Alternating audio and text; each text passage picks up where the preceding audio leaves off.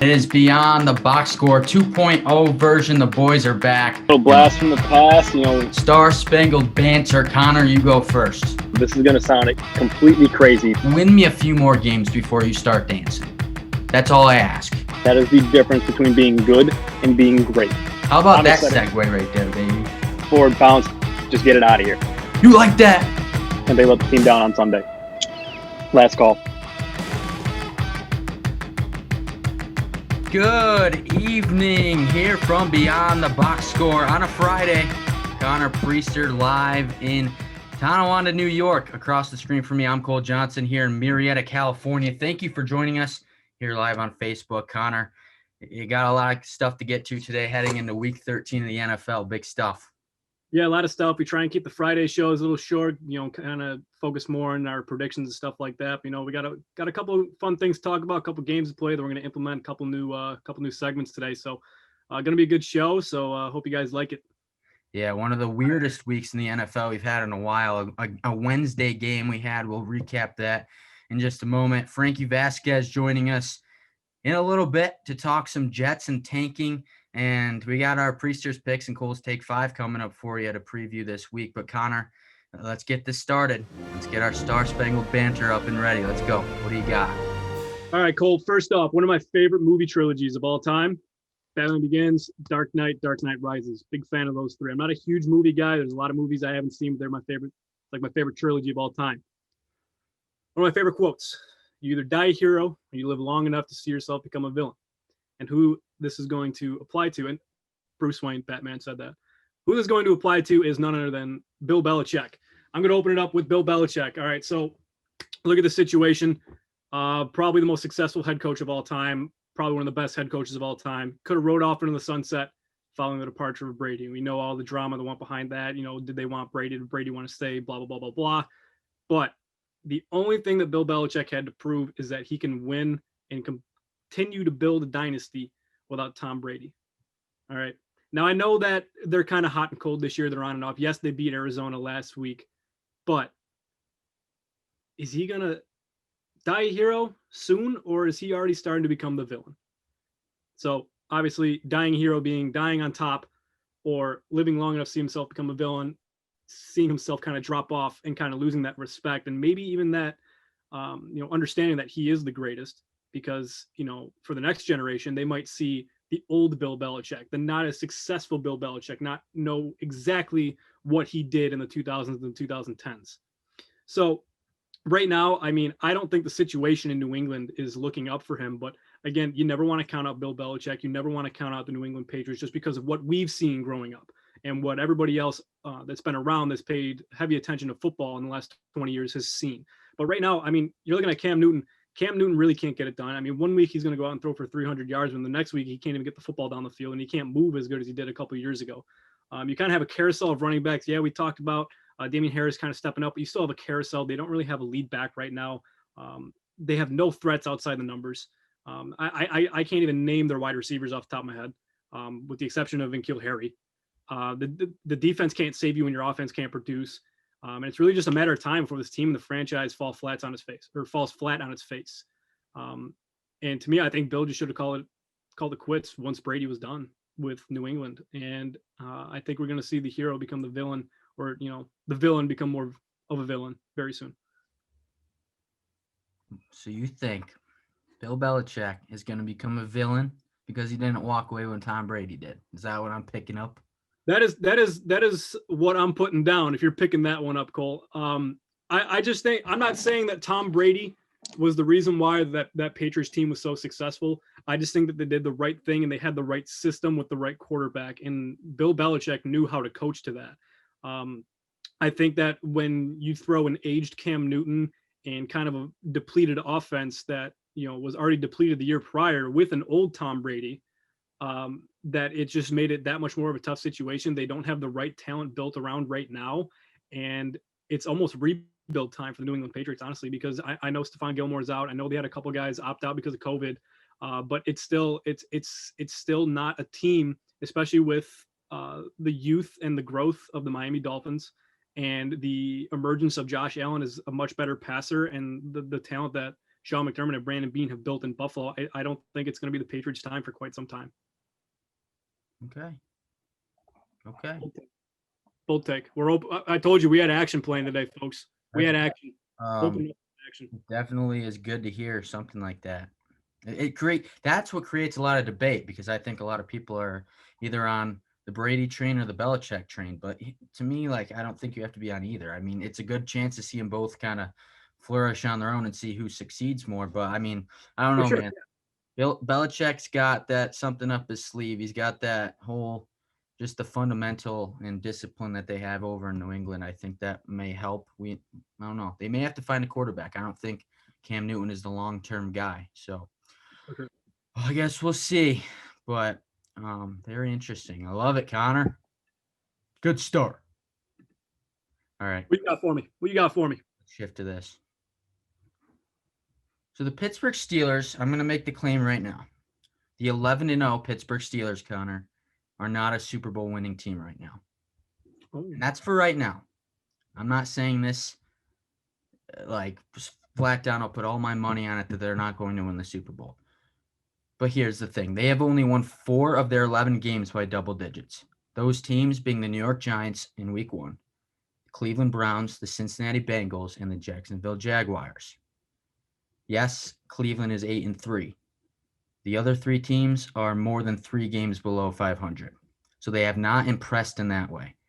They have the 8th worst rushing yards per game. They can't run the football. And I mean, James Conner has had his days, but they're all pass first. And sometimes teams can sniff that out. If you're not having a good day passing the ball, you got a lot of quick drives. They had arguably the best defense on that front 7. It was scary. They're physical as hell. They hit the quarterback. They pressure the quarterback. They create havoc. But they just lost Bud Dupree to a season-ending ACL injury, joining Devin Bush. There's 2 of their front 7 not playing the rest of the year. They're beat up. They're exhausted. They had to play a Wednesday game, and the target's on their back is the only undefeated team left. But there's one thing that's not holding them back anymore, Connor. Something that's plagued them for the last decade. Close your eyes, please. You and everyone else who's watching, visualize something with me. Think about your favorite movie, your favorite reality TV show, your favorite dramatic TV show. What is the one thing that drives conflict or creates villains? It's drama. Drama builds, it creates conflict. People have to choose sides, and everything is chaos. For several years, the Pittsburgh Steelers have been one of the top teams in the AFC, yet they always slip up. They can't get that trophy. Last one being in 2011, 2010. Why? They had drama. They were undisciplined. Mike Tomlin is a great coach, but for a while he had lost the locker room a few times. One of the main culprits was Antonio Brown. I think that was a main thing for the Steelers for years. He had a lot of drama. It was all about himself. They had the Facebook locker room debacle. That turned into way much more. He stopped listening to people. It was all about me. And it just created a lot of chaos. And once he got paid, he went off his rocker. And with a star player like that, that's going to affect the entire team. I mean, like the team gets divided. There's no championship mentality anymore. Fingers get pointed, arguments in the locker room, and that sense of I got your back, brother, it goes out the window because people are looking over their shoulder. They don't know what's happening. Antonio Brown's no longer there. They have filled very talented wide receiver room. Juju Smith-Schuster, Nate Washington's been there. Deontay Johnson's had a very, very good 2020, and now rookie Chase Claypool has been a stud. Big Ben came in this year healthier than he's ever been before, and he knows his time's running out. He's focused. Mike Tomlin's willing to call out his team. He did Wednesday. He called that game on Wednesday like a JV football game. He said they just played horrible, but he's not going to cause drama by doing that. You build more respect, especially with a veteran quarterback. For years in Pittsburgh, it was, I'm better than you. Give me money and I let me play. It wasn't just Antonio Brown. It trickled down. They had a good team, but they'd always fold. It was like the movie Mean Girls. If you want to point to a specific movie, but it's not Mean Girls. It was in Pittsburgh. It was Mean Guys in Black and Gold.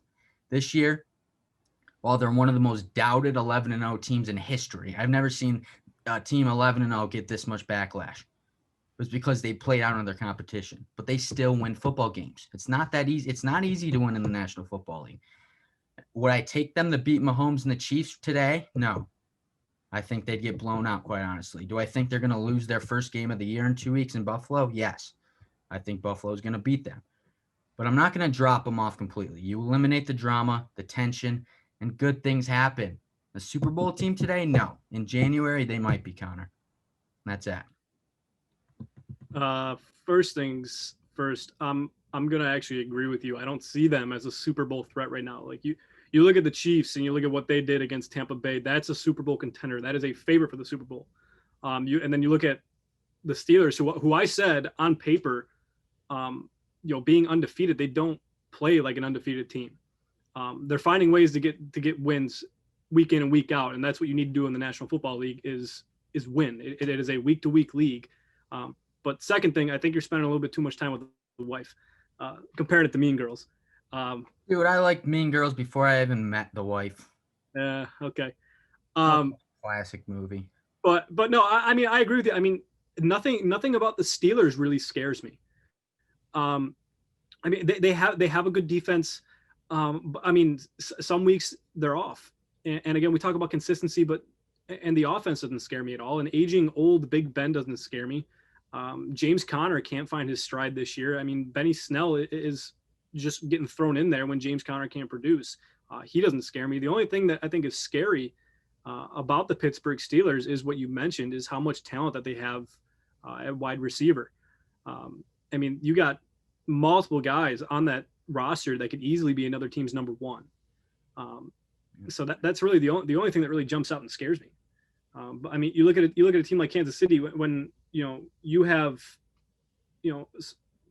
a dynamic duo who can go out and combine for 269 receiving yards in one half. I mean, that's scary. But Big Ben is not the same Big Ben he used to be. I understand he's probably healthier now than he was in the last 5 years, but he doesn't scare me. And right now I don't think they're a Super Bowl contender either. And to me, I really don't know how they're 11-0. Well, they've got there. They have the third place schedule this year because they finished third in the AFC North last year. But with that being said, Connor, they had to play a game on Wednesday. One of the craziest years we've had because of COVID. Fun fact, we're going to throw this out for you. That Baltimore and Pittsburgh game on Wednesday, that was the first Wednesday NFL game since 2012. And this is why.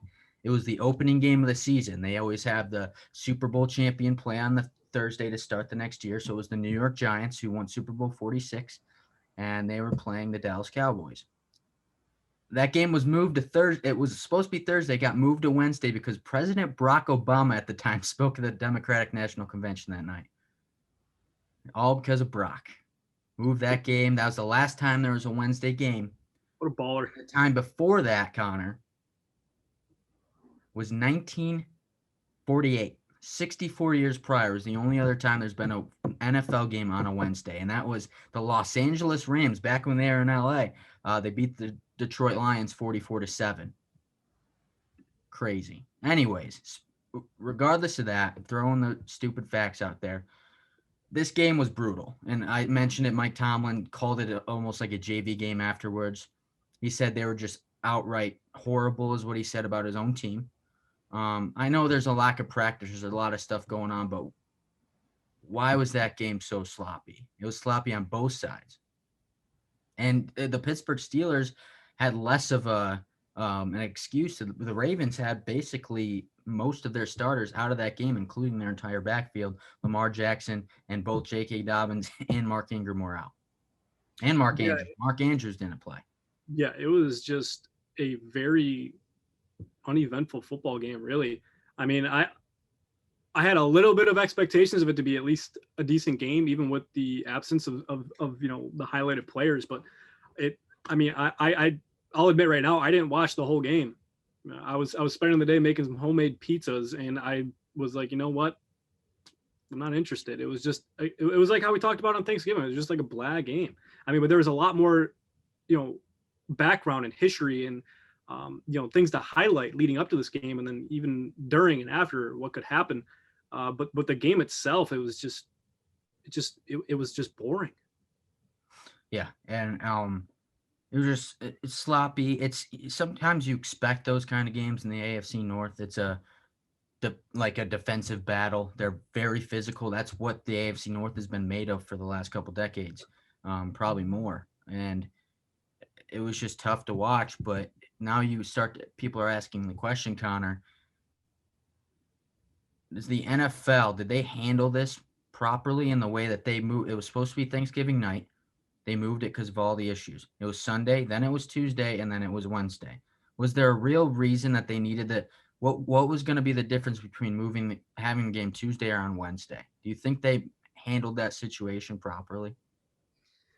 I mean, it's so tough. I mean, this year for everyone involved, I mean, you got to almost kind of expect that things are going to go bad just because of given the circumstances. But I mean, I think that they're doing the best job they can. I know that certain players on certain teams are going to say it feels like they're against them. They needed the game played, but I think it all goes back to the question that we brought up. I think it was a week, maybe two ago, about potentially adding in an extra a week in between playoffs. And I mean, if they need to get the games in and try and keep everything on track, I think that this was probably the only option to really go for it. Trying to make sure that those who could be available were available. So I really don't see another alternative option rather than having this game being played the day it was. Yeah, it's a tough call. We're not putting ourselves in the shoes of the leaders of the NFL who make these tough decisions. And, It's a like little unfair at times. the only other exception I could say is like in other sports where you're playing 82, 162 games, like you could just maybe just can the game. But in the NFL where every game matters so much, you can't just cancel the game. Yeah. Obviously. But so, I mean, the NFL is just in a really tough spot. And I think this is probably just their best option. Yeah, there's more of a sense of urgency in the NFL getting all those games in. Like you said, they all matter because there's only 17 weeks, 16 games each team. Yep. I think a lot of people were just confused as to why a team in Denver that had no quarterbacks, they didn't push that game back. I think a lot of people had that question. They got a lot of lashback for that. But regardless, they got the game played. That was big news. Now, what was supposed to be last night's game, Connor, Thursday, was supposed to be the Ravens and Cowboys, but that game has now been pushed to Tuesday because they can't play 2 days in a row.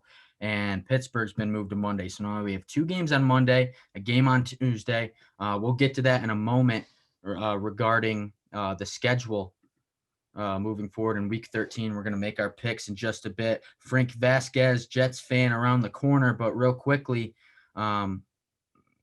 let's shift to this before we make our call to the pen. Another fun fact here, Connor. We have an 11-0 team in the Pittsburgh Steelers, and we have an 0-11 team in the New York Jets. This is the first time since 2011 where there have been an 0-11 team and an 11-0 team, and that was, like I said, 2011. And guess who it was? It was the 0-11 Indianapolis Colts. When I first saw that, I was shocked because you think about it, Peyton Manning's still on that team, right? Peyton Manning still on the Colts in 2011. It was the year he was out all year because he was recovering from neck surgery. So they had a backup quarterback. They were 0-11. They finished 2-14. The Packers were 11-0. So before they ended up losing to the Giants in the divisional round. So not that making fun of an 0-11 team isn't fun, Connor, but it's also frustrating for me. I've said this. It's frustrating to watch a team tank. I don't like it. I don't understand it. Outside of trying to get that number 1 pick, you lose pride, culture, sense of competitive edge. We haven't gotten into a full debate about it, but it was my last call the other day. And here's a clip real quick of that. We'll share this screen with you guys. Here we go. You are now set back year after year. You build a culture, you build a family, and you don't tank. Look at the Miami Dolphins. Look at the Carolina Panthers. And for God's sakes, look at the team you share a building with, the New York Giants.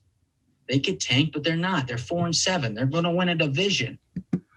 All right. And outside of that, I did not mean, Connor, to say the Giants were going to win the division, just to clear the air here. But with that being said, it's something I don't like. I don't like the Zoom. We are going to make the Beyond the Box Score call to the pen, Connor. Are you excited? I haven't talked to this guy in a minute, so I'm pretty excited to hear what he has to say, especially when it comes to his beloved Jets. Yeah, we're making the call of the pen, and today we have our special guest from Long Island, Frank Vazquez. How are we doing today? Hey, what's going on, guys? How you doing? Doing good, We're man. we're just great over here. I mean, I was gonna introduce you as a proud Jets fan. I don't know, you might be very unproud at some times, so it's hard to tell. I mean, Frank, the other day I talked about how I'm not a huge fan of the tank. It's tough. It's a tough call to make. I don't like it myself. How do you feel about I that? mean, as a former athlete, you always want to see your team win, do well. But right now, I mean, what else can we do? The team isn't talented. You traded away your best defensive player in Jamal Adams. CJ Mosley hasn't been playing. Avery Williams gets traded in the middle of the season. You're keeping Adam Gase, I think, just to lose at this point. I don't see any other reason to have him around. What's the best case scenario is you just lose games. He's your best case. So there's just not much to see from the team. Gase is the best case to lose, huh? I think he's the worst coach in football, hands down, right now. I mean, he's an offensive guru. He's ranked 30th in, I believe, almost every offensive category. The team can't run the ball. We can't throw the ball past the 3 yards downfield. You can't hit anyone deep down the field. The tight end is a lost cause in Herndon right now. I think he has more drops than catches, to be honest with you. The offensive line has had 7 different offensive lines going out. Actually, I just saw George Font's coming back this week, so maybe the line gets a little better. Yeah, so I mean, Frank, you mentioned that you can't even throw the ball 3 yards downfield. You say Adam Gase is the worst coach. I mean, can you give any credit to Adam Gase for sticking with the tank method, or do you think he's just that bad that he tries to win and they're not winning? See, I think he's honestly coaching for a job next year as a coordinator or something. So I think he's trying to win. He's just not very good at his job. You have the report that comes out last week after the game that apparently him and the offensive coordinator are both saying they're calling plays at the same time, and he's still claiming the offensive coordinator is calling plays. But there's video and multiple reports. Donald Loggins is standing around doing nothing on the sideline, and Adam Gase is the one calling plays, even though he's saying he's giving the job up. So I think he's trying to coach and say, hey, listen, I'm doing my job. I'm just not good at it anymore, or never was. So it's tough. I mean, Yeah, I mean, he's a self-proclaimed offensive guru, and I think he took a lot of credit for being Peyton Manning's quarterback coach back in the day. What do you think about Sam Darnold? I mean, I know you weren't a fan of him when they drafted him. Right from the beginning, I remember you saying this, I don't want him. But have you changed your mind at all? Do you put all the blame on Sam Darnold, or can you give him any credit for the situation he's been put in? okay, so Sam Darnold, you guys know. So guys, anyone that's listening that hasn't heard the story, actually on draft night, I actually tweeted the Jets about an hour before the draft and said, hey, please, with the 3rd overall pick, do anything but draft Sam Darnold. I thought he was the worst in the class, and I think I was right at this point. Unfortunately, I don't blame him for the Jets' offensive struggles. I think he's shown flashes. He could be a pretty good quarterback, maybe a top 15 guy if he just makes the right decision, doesn't try and throw the ball with his left hand in the goal line. It's little things, and just make the right decision every once in a while. But overall, the offense just isn't talented. P. Ryan is, I want to see more of him. You got Frank Gore, who I think is 75 years old with a pension plan already, but still playing. So You watch your mouth about Frank Gore. I love Frank Gore. Listen, don't get me wrong. I'm hoping Frank Gore and his son play on the same team in 2 years when he's drafted. If he's not a player coach. But be like the new Ken Griffey's. Exactly, yes. Or what LeBron's going to do in 2-3 years with his son.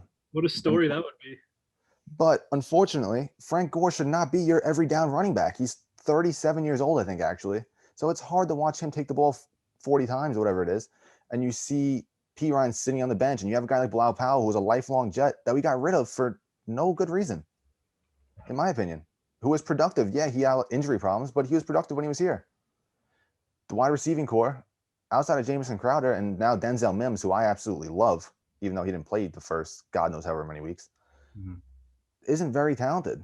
We need to get weapons for our quarterbacks. Since I've been a Jet fan, the only quarterback we've seen be successful is Chad Pennington in the early 2000s and Brett Favre for the couple of years he was here before he started sending inappropriate pictures of people. So you know how that goes. Never a good sign for your quarterback. Now I'm drawing a blank. Did they let Robbie Anderson walk in free agency, or did they trade him to the Panthers?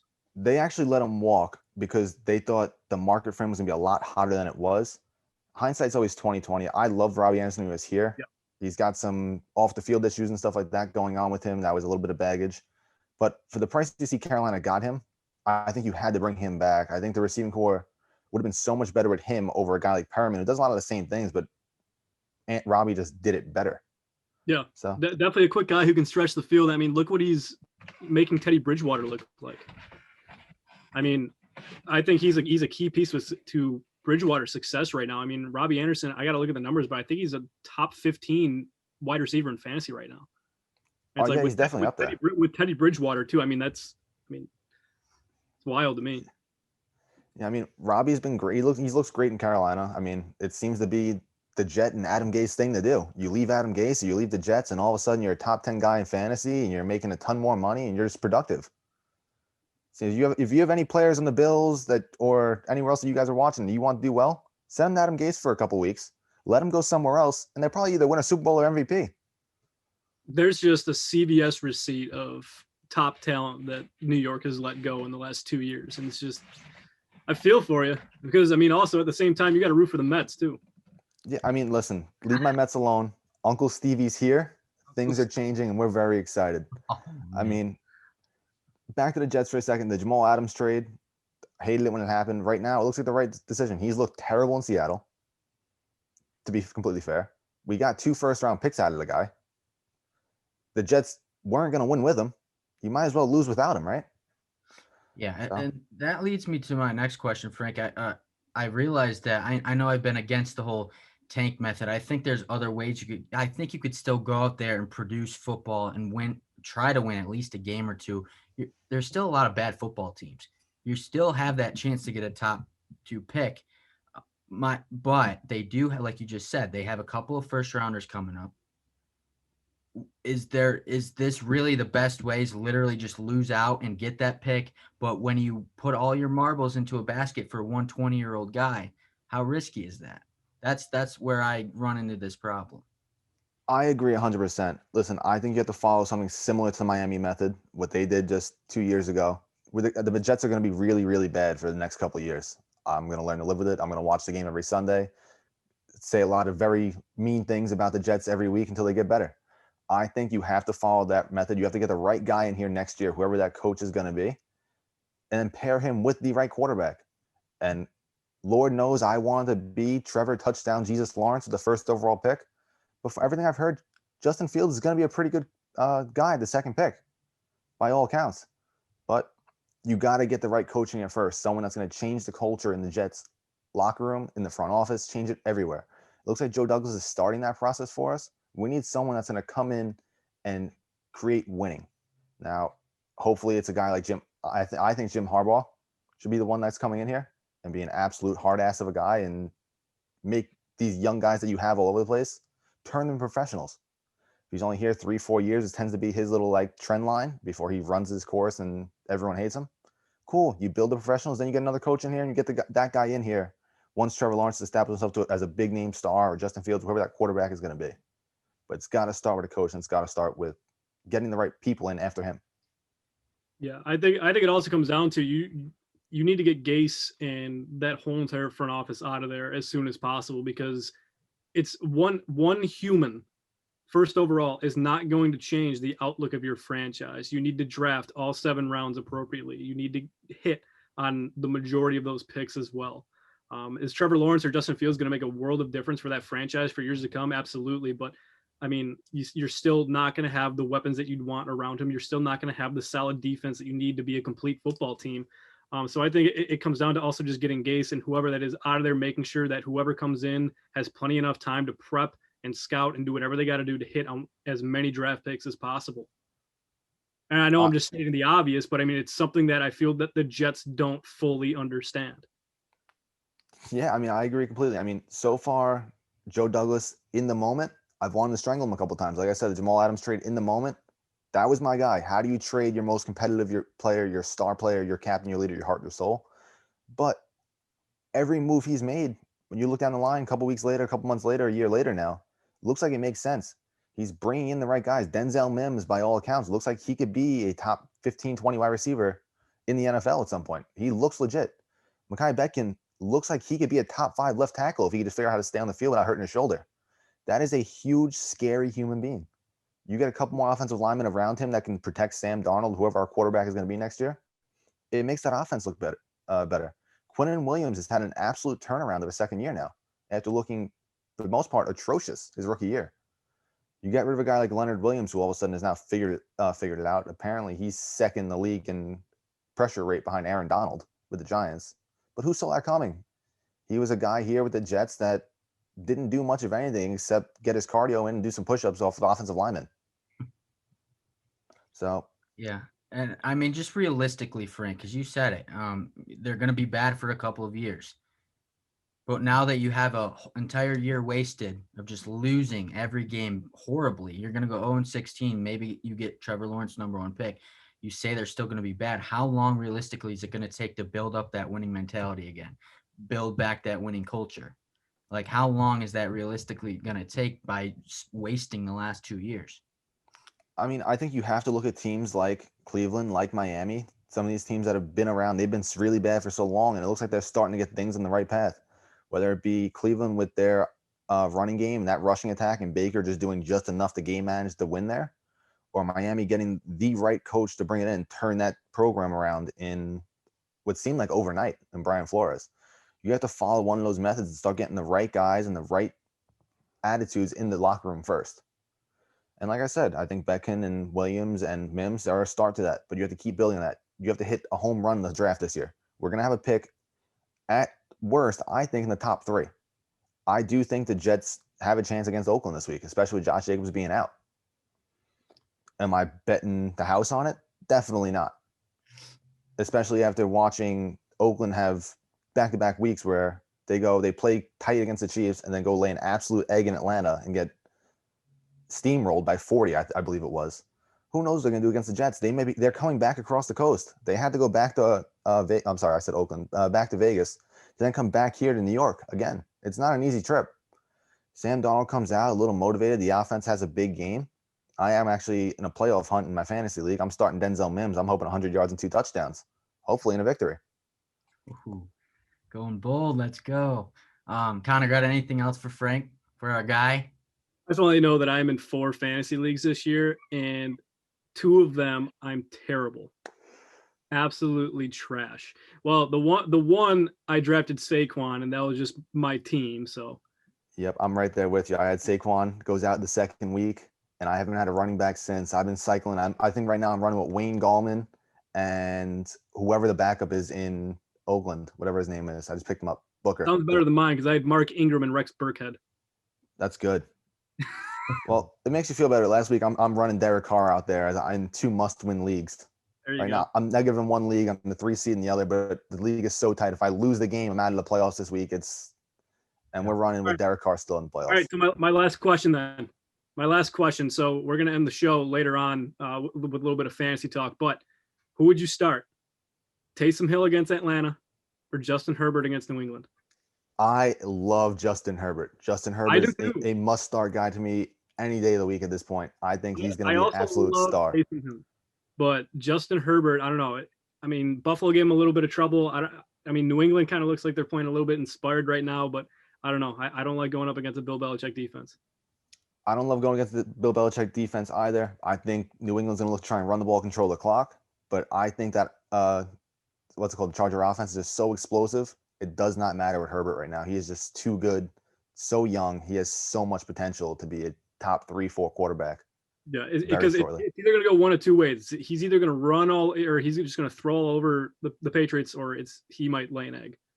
Yeah, exactly. Right now, so I mean, I'm not sold personally on Taysom Hill. I think he's still more of a runner than a passer. And now when you see him under center, it looks shaky to me. It was very cool. It was a little gadget thing to give Drew Brees' old self a break for a minute. I think Jameis Winston should be the quarterback there. I wouldn't be surprised the next couple of weeks we don't see him back if Brees' ribs don't heal. I think he had 11 broken ribs, so who knows? It's tough, yeah. But with you there, Frank. But thank you so much for joining on. I mean, we can't run the Jets front office. We can't make decisions. We're just here to talk about it. Before we leave, just one quick. You got 5 seconds. you want to just run all the way with it, 0-16, or do you want that one win and risk giving up the second pick to the Jacksonville? I'm a competitor, man. I need to have that win. You can't go One 0-16. I refuse to be that Detroit Lions in that thing. I need that win. If it's just one, we're happy. I love But it. I love it. all right, guys. Pleasure Frank, talking to you thanks so guys. much. Frank. Happy holidays if I don't see you guys. Take care. Absolutely. Take care, man. Yeah, Frank. Later. So that was Frank Vazquez, former teammate of both of ours at Medaille College, our good buddy, Good dude. New York Jets fan for a long time. Wanted to get his thoughts on the whole tanking deal, and it seems like he's in for it. He wants to be a little more competitive. He doesn't want to just throw a towel on the field and go 0-16. So that's good to hear. I know there's got to be some people that want that competitive edge. I know, Connor, you haven't talked too much about it. I gave my whole spiel on what I think about the tanking, but what are your honest thoughts about tanking and literally going out there and not playing good football and purposely losing, basically?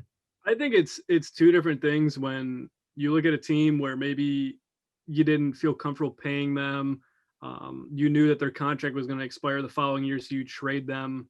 But like guys that are younger, like how the Jets had with Jamal Adams, Le'Veon Bell, Robbie Anderson. Like you got all these young guys where it's not going to tear the house down if you keep them, and at least try and remain a little bit competitive where you're only a couple pieces away from being very competitive. To trade them away to make your team that much worse. I mean, when you're obvious tanking, that's where I don't, especially so early. That's where I don't necessarily like it. And tanking to me, I think is a lot different in a football aspect than like a hockey aspect. But I don't know. I mean, if you're just naturally bad and you're just trying just to be maybe a little bit worse because you're not going to be any better, that's one thing. But when you're purposely, letting go of the house, I think that's when it gets a little bit on my bad side. And that's how I feel. I mean, it's just a continuous cycle. I feel once you put yourself in that situation, a lot of losing, no winning mentality, no culture built there. You kind of got to build that, and you lose the locker room, you lose the players. So, let's shift to this. But first, we have Kyle Powell and Alexis Powell jumping on, saying hi to Frank. He's gone now, but they're jumping in saying hi. Let's go to our recap. Our preview of the week, Connor. Priester's picks. Week 13. What do we got? You went 8-4 last week, so let's try to go. We got a couple intriguing matchups on here. Honestly, we're gonna kick it off right away. Cleveland at Tennessee. This is the battle of the best backs in football. We talked about this yesterday. This could be an old school ground and pound game, but really, I think if Tennessee gets up and Cleveland's forced to pass the ball, it's just gonna be game over. Kind of like how we talked about with Tennessee and Indy. But I got Tennessee pulling away in this one. Next one, rematch from 2 weeks ago, I believe, New Orleans at Atlanta. I'm taking New Orleans, but this is something that, again, we talked about, and something that kind of crossed my mind, especially with Taysom Hill. He's more of just kind of a running quarterback that you're going to throw under center. Is there a chance we see a little bit more Jameis Winston? Because, try and have Sean Payton keep Atlanta guessing a little bit on their toes. So I'm going to go on a limb and say that Jameis Winston might get a little bit of game action. So that's going to be the thing that's definitely going to stop me from starting Taysom Hill, because I think deep down in my gut that Jameis Winston might actually get a shot in this game. But I'm going New Orleans over Atlanta again. Detroit at Chicago. I'm taking Chicago. No explanation besides that. Detroit's bad. Sorry, Steve.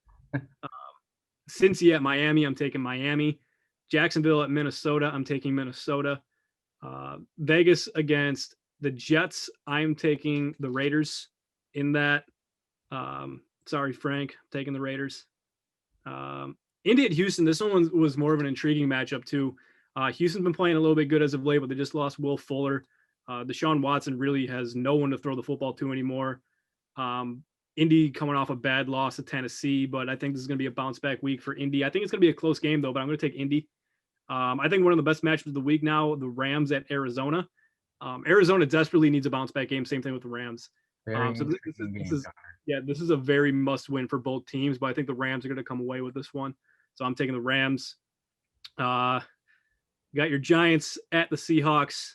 To me, I think this is a no contest. I'm sorry. I'm taking the Seahawks, even though the Seahawks have been playing a little bit of poor football recently, or at least not what they should be playing. Russ kind of cooled off a little bit, which I don't want to get too deep into it, but taking Seattle. Philly at Green Bay. I think this should just be an easy win for Green Bay. Get them rolling a little bit again and going towards the end of the season. Unless Philly pulls off a miracle, but I'm taking Green Bay. New England at the Chargers. I think you're going to see a bounce back game from the Chargers here. I do think that Justin Herbert is actually going to go out and probably make a victim out of New England's defense. Talked about the kickoff the show that I don't really trust their defense, and then I just mentioned how they're hot and cold, they're on and off. But I think this is going to be a big bounce back game where Justin Herbert's going to learn from the mistakes he made against a kind of resurgence of a Buffalo defense last week, playing a lot better in the second half of the season. So I think he's going to learn from those mistakes. He's a rookie that doesn't look like a rookie, and I think he's going to go out there and he's going to have a excellent game and carry LA to a victory. I'm getting all these games mixed up. Hold on. I just scrolled right by all of them. Where I leave off? All right, Denver at Kansas City. No contest. Easy win for Kansas City. Washington at Pittsburgh. It should be easy on paper, but honestly, I could see it being a close game, but I'm taking Pittsburgh. Monday night, Buffalo at San Fran. Now, we don't have our homer section today, so I'm going to spend just a couple minutes talking about this. I think that I know you want San Fran, or you like San Fran. Fran. Anybody. I corrected myself. Hold the phone. So I know you could see San Fran, and I'm gonna be fully honest with you too, because I told you I'm very realistic with all these thoughts and the way that I see the Bills. But I could see this being that game that the Bills drop and then they just go on a tear the rest of the season, where it's going to be almost like a wake up call, and it's one of those games where we're just going to be like, damn, this was an easy win, especially on paper. San Fran has Mostert and Sherman back. They're getting healthier again, but I think that with how poorly the Josh Allen kind of played last week, not that it was poor, it wasn't to what his standard has been this year. I think it's going to be his bounce back game. I think this is going to be another game you're going to see Allen throw for over 300, a couple of touchdowns mixed in with passing and rushing. So, and I think the defense is going to keep stepping up big, and that's the one thing that makes me actually believe in Buffalo instead of having a little bit of pessimist in me. But their defense is playing much better as of late. I think they're really going to stifle the San Fran offense, so I'm taking Buff. And then the last game of the week, we talked about Dallas and Baltimore. I am taking Dallas. I'm taking Dallas here, and this is my bold pick of the week. I don't take a lot of bold picks, which is why I tend to lean more safe, but I think this is going to be the major wake-up call for Baltimore. And I think this is also just going to be that false hope game for Dallas, where it's going to make them think like, hey, we're right back in this. We're going to win the division, but then they're just going to stumble the rest of the way out. And, maybe they will win the division because of how weird the NFC East is. But I think that Dallas is going to take this game. And it's just going to be that big, like, wake-up call, like something needs to be done here in Baltimore. So, I can agree with that. I think that's definitely something that's going to happen. And, I mean, Dallas has lived off of false hope for almost 30 years now. Yeah. A lot of false hope in Dallas. That makes sense. They're used to it. Yeah, so I have some discrepancies with you here. We got some different opinions going into these games. I love it. As we jump into Cole's Take 5. Ready for this? So I think we agree on this first one. I'm going to take so these are my top 5 most confident picks regarding the lines going into the game. So I'm going to take minus or plus on these teams. And first off, I'm taking New Orleans -3 in Atlanta. I think we can agree on that one. Game 2, I'm going to take Tennessee -5.5 versus Cleveland. I think Cleveland has a very good chance of keeping this a close, low-scoring game because of the running game. It's going to be Nick Chubb versus Derrick Henry. But Tennessee is playing way too good right now to let that happen. I think they are in their Tennessee mode right now that they got into last year at the end of the year, heading into the playoffs. And Cleveland is just they're not legit to me. They may make the playoffs. They're 8-3, but if they can't run the football efficiently, Baker Mayfield is doing just enough to manage the game and get them. But if he sees pressure, someone gets in his face, he's all over the place. I don't believe in Cleveland. I got Tennessee -5.5. Now I'm going to go with a game that does not have a line right now. We're even. New England and LA.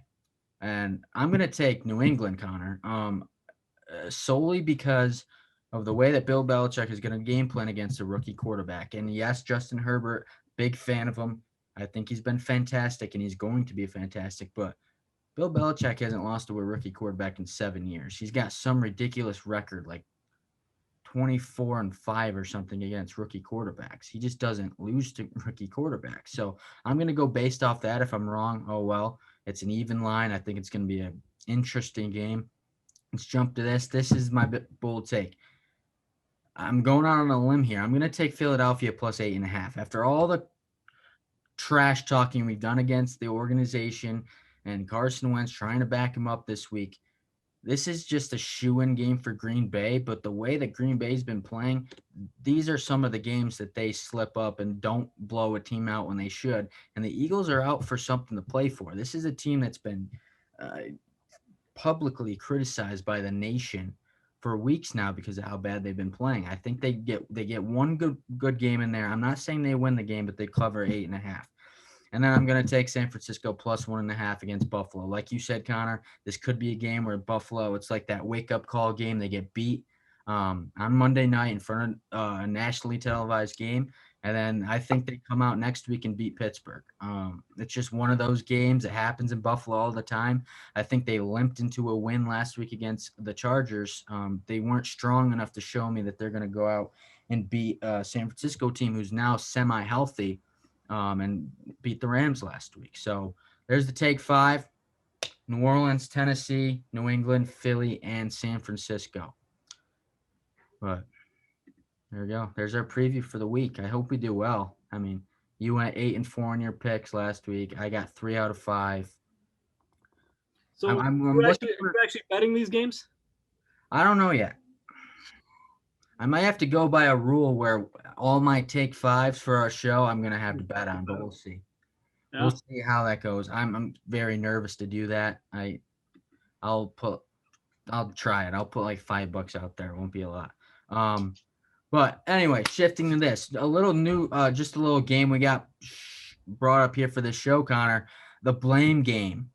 I'm going to give you a team, and you tell me, I'm going to give you 3 or 4 options, and you tell me whose fault it is for these teams faltering, all right? The blame game starts now. Atlanta Falcons. Front office, defense, or Matt Ryan's age? I'm going to go front office. Mainly for the fact that they're doing absolutely nothing to prolong Matt Ryan's career. They brought in Gurley, who already kind of hit a decline very early in his career. The defense is still very subpar. I understand that they just made an absolute mockery of the Raiders last week. But their only real weapon offensively is Julio, who's aging, and maybe Taylor Gabriel. So I just don't think they're doing enough to kind of surround Matt Ryan with the talent to make them successful and surrounding him with, a team and a roster that can be competitive again.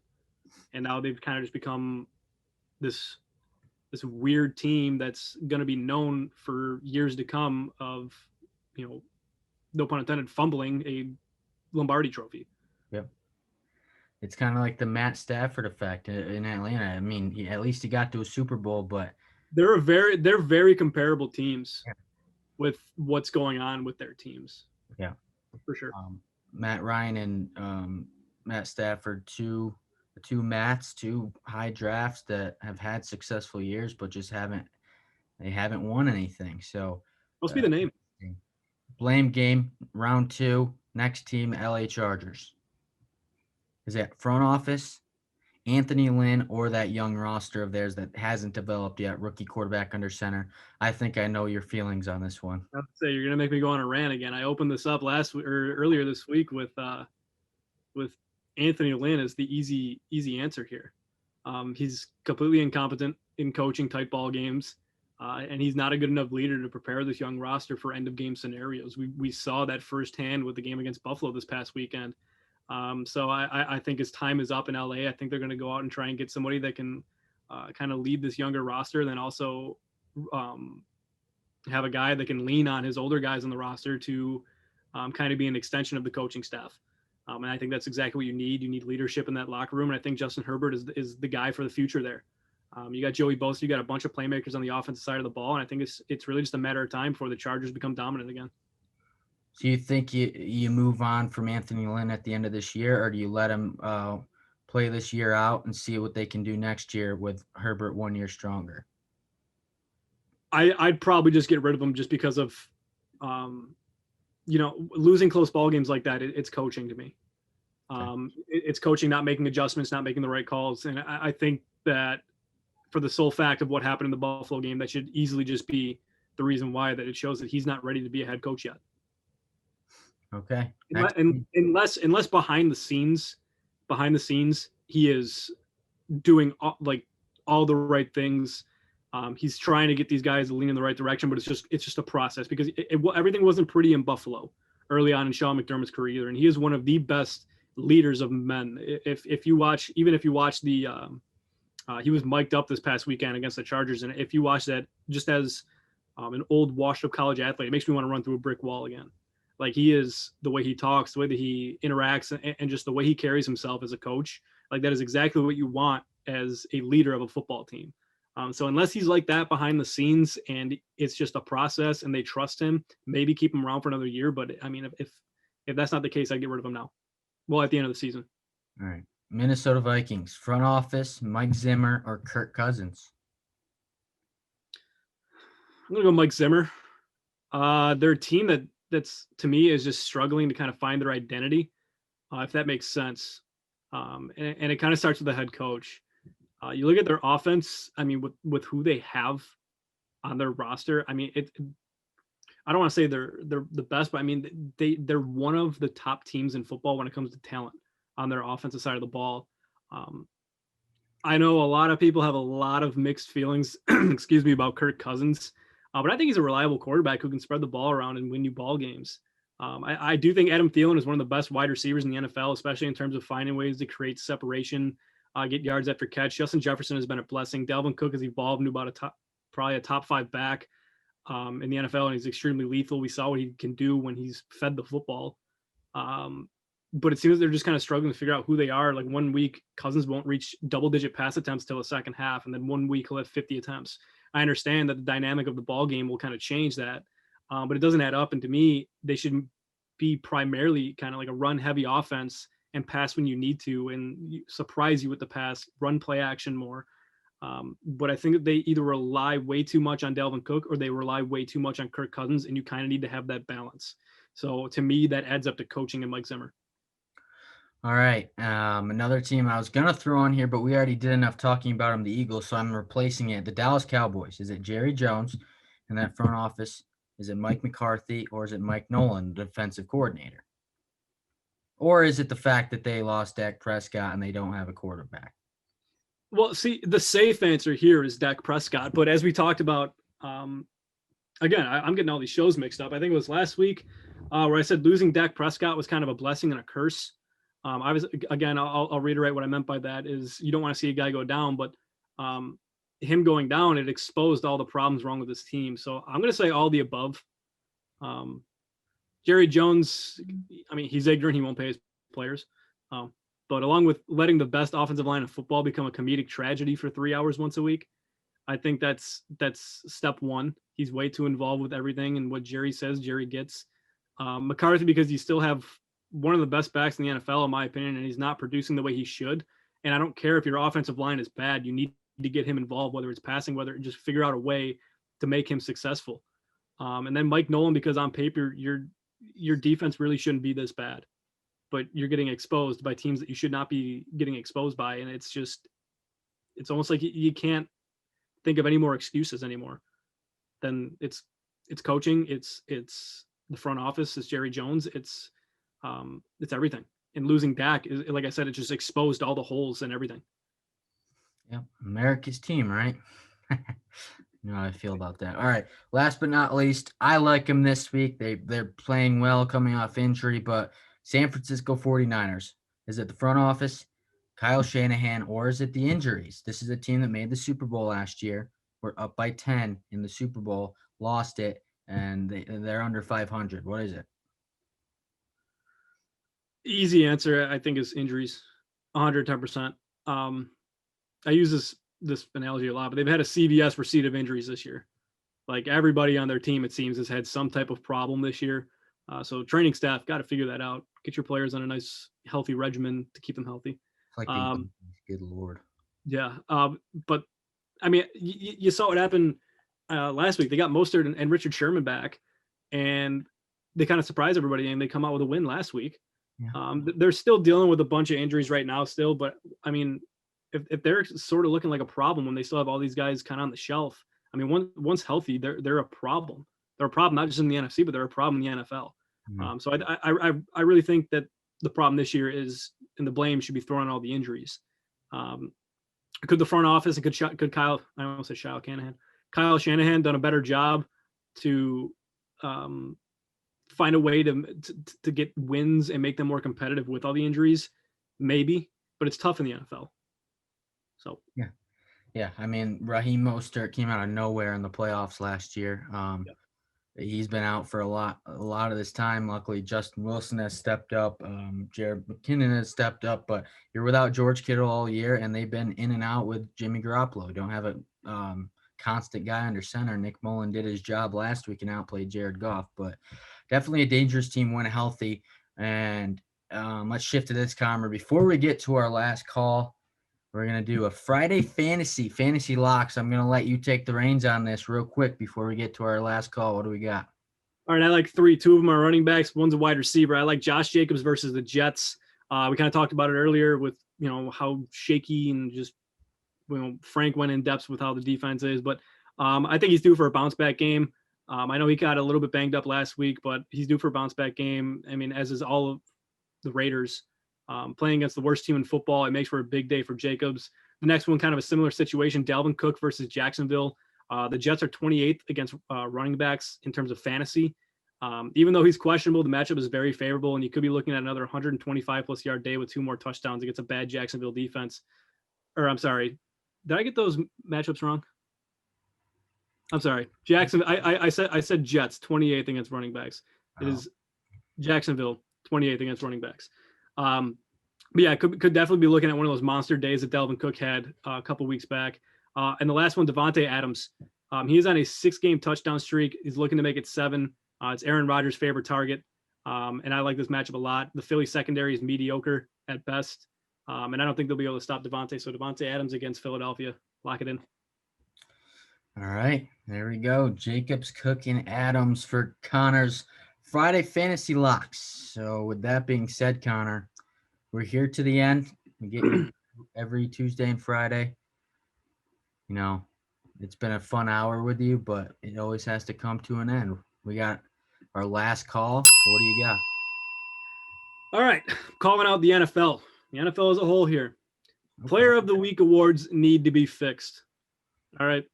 And AJ Klein won Defensive Player of the Week representing the Buffalo Bills this past week. AJ Klein. This is his stat line. All right. It was a great day. And excuse me, I'm going to start off by saying this, or what I already said. AJ Klein had his best game as a Buffalo Bill this past week against the Chargers. 10 tackles, 3 tackles for a loss, 1.5 sacks, and a pass deflection. But what really drives me insane is that there was someone on the other side of the field who had a day that blows his day out of the water. 8 tackles, 6 tackles for a loss, 3 sacks, 1 pass deflection, 1 recovered fumble. Joey Bosa was an absolute problem for the Buffalo offensive line all day. It seemed every single play he was in Josh Allen's face, or he was stopping a running back in the backfield when they weren't getting down the field. All right, the Bills' running game had a very good day, but when they weren't running the ball effectively, it seemed that the reason why they weren't was because Joey Bosa was there. But what made Klein's day better is that they just beat the Chargers. So if we're basing this award off performance, Bosa takes this easily, and it's not even up for debate. It's the Player of the Week award. It's not the Player of the Week award for the teams who won. So I think we kind of need to start just calling it how it is. And if you're only going to give it to a player on a team that won that week, I don't understand the point of the award.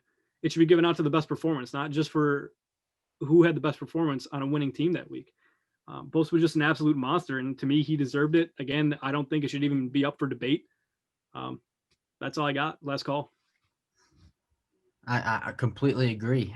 Maybe they didn't want to give it to Bosa because they think the Bills offense gave it to him by running in his direction. You texted me during the game and go, do the Bills not know Joey Bosa is a defensive end? Because they're going in his direction. He's making all the plays. Maybe that's why. Maybe. I don't know. No, I said, do they know that Joey Bosa's over there because they missed multiple assignments on him. Yeah. And that's the tough thing. When you have a player like that on the defensive side, you find a way to run away from him, get away from him. But sometimes assignments on the offensive side of the ball are so complicated. And if guys can't figure it out, it's going to make a mess. I mean, they still got the win. It's all right, Connor. Completely agree with you on your last call there.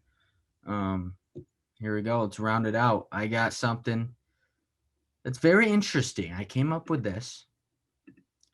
It seems as though, Connor, that we have some animal cruelty going on in the NFL. Hear me out.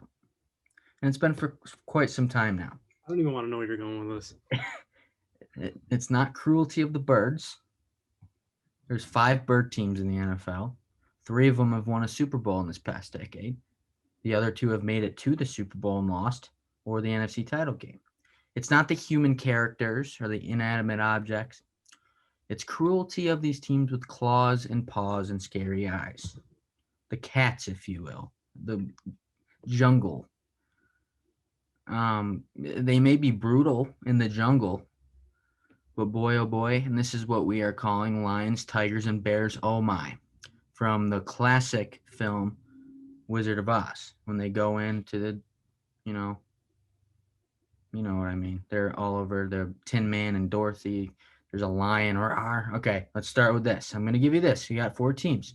The Detroit Lions, the Chicago Bears, not a cat, but big claws, Cincinnati Bengals, and the Jacksonville Jaguars. Let's start with these. The Detroit Lions, Connor. The creators of Thanksgiving football in the NFL. The team we get to see go out and be terrible at 12:30 every year on Thanksgiving. Just like this year, they got blown out by Houston. They have an 0-16 year in 2008, led them to drafting Matthew Stafford, number 1 overall. A lot of 9-7, 7-9 seasons later, a couple of really bad seasons, 4-win seasons. They failed to surround Matt Stafford with help outside of a Calvin Johnson who retired early. No stable coaching, now on to their 4th coaching change since drafting Stafford. No playoff win since 1991. It's brutal. That's worse than the Bills. Now they sit at 4-7 in 2020, and once again letting another year of Stafford go and withering away at his body. Let's go to the Chicago Bears. They have not won a playoff game since 2010. Made a Super Bowl in 2006. It's been all downhill since there. There is Lovie Smith at head coach. Jay Cutler was the quarterback. Seemed promising for a bit, but they could never win the NFC North. They could never beat the Packers. They finished last in the NFC North 4 straight years from 2014 to 2017, Connor, before finally winning the division in 2018. And that was the Cody Parkey double doink that in the wild card game that Kyle actually brought up the other day because it was against the Eagles. And now we have to watch the failed number 2 pick in Mitch Trubisky take over once again because Nick Foles is hurt. Speaking of Nick Foles and the Eagles, for a franchise that has nothing to look at other than the 1985 Bears Super Bowl winning team. Cincinnati Bengals. From 2011 to 2015, Connor, they won 2 divisions. They finished second twice. They lost 5 straight wild card games. They have not won a playoff game since 1990. That's a year worse than the Detroit Lions. We've seen them only win 10 games in the last 3 years. It looks like they got their guy in Joey Burrow as number 1 pick, but he goes down with a complete busted knee this year. And now they're going to be circling the wagon again, waiting for him to get back and recover. And last but not least, the Jacksonville Jaguars. They're the newest member of the Scary Cats. They came into the league in 1995. Their 26th season as a member of the NFL, they only have 8 winning seasons. They do, however, Connor, interestingly enough, have the most recent playoff win out of these 4 teams, and it was 2017 when they beat Buffalo, they beat Pittsburgh, and they blew a 10-point lead in the AFC title game to what would be the Super Bowl champion New England Patriots. Now they're 1-10. No, excuse me. I believe the Patriots lost to the Eagles that year. Now they're 1-10. They're working on their third quarterback of the year. They're looking for the number 1, number 2 pick in the draft again. So outside of the Jacksonville Jaguars winning two playoff games in 2017, Connor, they've won a total between all 4 teams. They've won 5 playoff games since 1991. That's between 4 teams. What is wrong with the animals in this league? Like they got to rebuild the jungle. They got to find a king of the jungle, rebuild this whole thing, give the scary cats some more life. It's ridiculous. It's years and years of losing, and in 2020, they are 4 of the worst teams in the league again, and it's not looking any prettier anytime soon. Yeah, the Bears have 5 wins, the Lions have 4, but they don't look good. And I said 2 weeks ago the Bears were out for me. I mean, if I had to pick one team who has the most success moving forward, maybe in a couple of years, I think it's the Bengals, only because of Joe Burrow, but he's got to recover now. So this is what I call Lions, Tigers, and Bears. Oh my. It's oh my. It's not good. We got to figure something out. The jungle's a mess right now. You got to start taking out the human characters that we have in the NFL. Last call. That was one of the most interesting segments I've ever heard in my life. Well, I'm glad. That's what I was going for. Got to make it interesting. Some out of disproportionate things sometimes, you know. I gotta go back to my fantasy lock-ins. I've actually just been informed that the injury that Josh Jacobs was dealing with, he's not gonna be fine. He's out this week, so don't lock him into your lineup. Wait, where'd you see that? Just got notified. Oh, I saw it too. That all happened while I'm going on a rant about the Lions, Tigers, and Bears. Real tough scene. Dude, I need a win this week. He's my running back. Oh. Yeah, so do I. Yeah, this is a big week for me. I need to win. I actually need Kyle Powell, of all people, to beat another guy in our league, and I'm in. Come on, Kyle. Give him the win. You got to do it. He's got to do it for me. So. All right. Well, that's it for today. I'm glad we got to end it on some horrible news, but it was a good week. Tuesday and Friday. Thanks for joining us, Connor. It was a pleasure once again. We'll be back on Tuesday, and there might be some carryover from our last call here into Tuesday's show. Stay tuned. We'll let you know when we go live. Connor in Bills Country, live from Tonawanda, New York. Cole Johnson live in Murrieta, California. We'll be back next week. So long.